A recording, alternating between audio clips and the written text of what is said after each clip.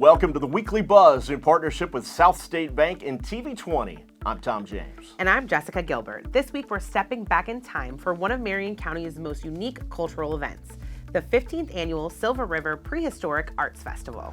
The yearly festival was held this past weekend and brought together artists, crafters, Native American tribal members, and archaeologists. This hands-on celebration of early Native American cultures and skills was held along the historic banks of the Silver River. The festival offers visitors the chance to experience traditional crafts, survival techniques, and demonstrations that highlight thousands of years of Florida's indigenous history. A lot of people don't know what flint knapping is, but it's the art of breaking rock in a controlled manner to make spear points or axes or scrapers or arrowheads. There's a whole group of folks around the country that flint knap, and they're basically artists, a lot of them. And they gather here every year, second weekend in February, third weekend in February. And they're trading rock, they're demonstrating their crafts, they're selling replica points and tools. But there's also archery and pottery makers and buckskin makers and bow carvers. And we have a Seminole tribal member that comes up from Big Cypress with a cypress dugout canoe. So there's all kinds of other early prehistoric skills that are demonstrated. Now in its 15th year, the Silver River Prehistoric Arts Festival continues to grow, bringing together education, artistry, and cultural preservation. We'll see close to 2,000 people a day on a good weekend.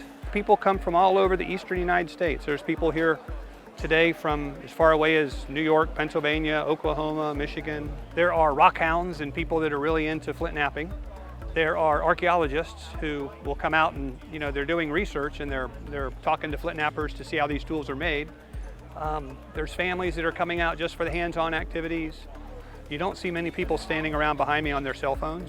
They're in the moment and they're having fun and they're learning. I would encourage people to get outdoors, especially when the weather's nice. Come enjoy the state park and the museum and your family and your friends and learn some cool stuff and get outside and enjoy it. This episode of the CEP Weekly Buzz is sponsored by South State Bank. And looking ahead, we are so excited to be hosting the ABCs of Exporting Roadshow right here at the Powe Plant Business Incubator on March 4th. This educational seminar series is designed to help Florida businesses understand how to enter and grow in global markets in a practical, approachable way. Participants walk away with a solid foundation of export basics, key resources, and clear next steps to compete globally. If you're interested in attending, scan the QR code on your screen to register. That's all for this week's episode of the CEP Weekly Buzz. I'm Jessica Gilbert. And I'm Tom James for the CEP, the FACP State of Florida Chamber of the Year.